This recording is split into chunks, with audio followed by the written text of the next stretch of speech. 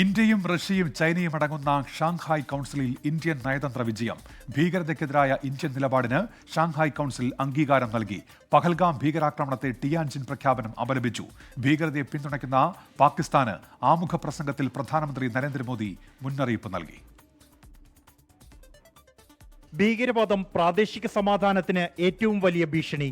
ഭീകരതയോട് വിട്ടുവീഴ്ചയില്ലാത്ത സമീപനം സ്വീകരിക്കണമെന്നും ടിയാൻജിനിലെ ഷാങ്ഹായ് സഹകരണ ഉച്ചകോടിയുടെ ഉദ്ഘാടന സമ്മേളനത്തിൽ പ്രധാനമന്ത്രി നരേന്ദ്രമോദി.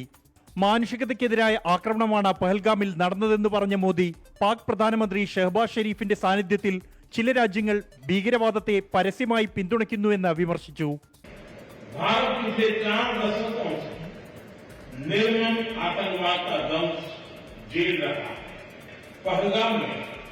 टेररिज्म का बहुत ही घिनौना रूप देखा।